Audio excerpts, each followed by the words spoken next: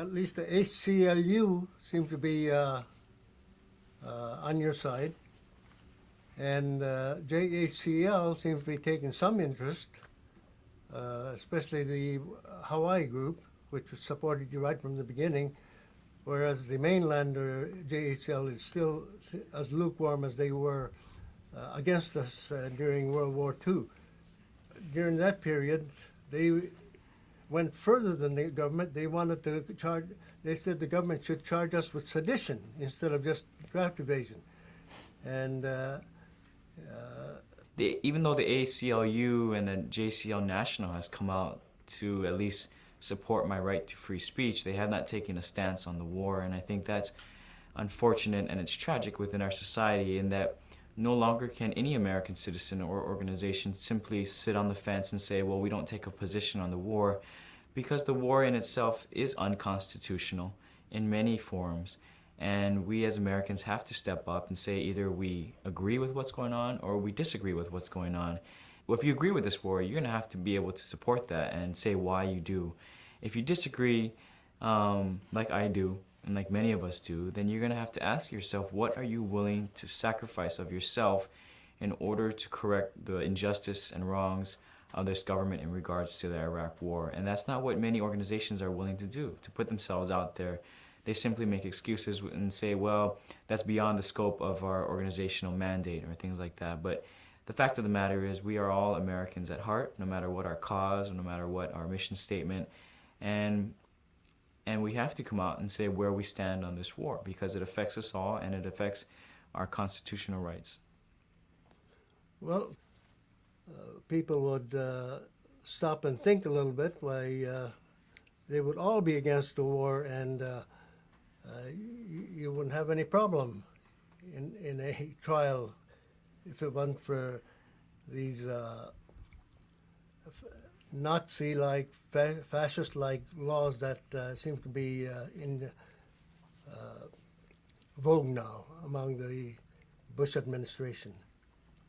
You're right, and I think a lot of people are misguided into thinking that what we're doing is patriotic and we're fighting for freedom and democracy, when it's just the exact opposite.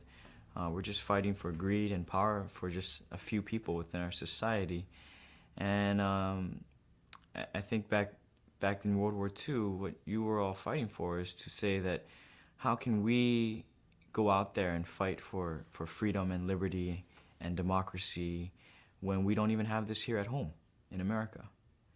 I think the whole issue is the conflict between what we arrived at in the Nuremberg trials and what you were compelled to do in the military today. I think that many people have seen that blind obedience cannot be tolerated within our country, and that includes in the military. And that doesn't just include individual war crimes. It includes the greatest crime against the peace, which is, as they determined after Nuremberg, wars of aggression, wars that are not out of necessity but out of choice, for profit or power, whatever it may be, and that everyone has a responsibility. We all take part in it. If you pay your taxes, you're taking part in this war. And we all have a responsibility, as they determined after Nuremberg, whether you're the lowest soldier or the highest ranking general or just a regular civilian, we all have a responsibility in the international and even in the American sense to resist and refuse enabling and condoning this criminal behavior. It seems that the Japanese American community has this stigma where, we're kind of quiet and obedient, and we go along with what we're told to do, but there are always the minority among us who realize what's going on and that it's not acceptable to be silent and then just to sit on the side and watch as things go by, because eventually they will come for us, and they will come for all of us. We're 100% behind you on that issue, of course. I don't think you really had a choice in the matter, and it's very inspiring to know of the choice that you did make? Can I just tell you something really quick?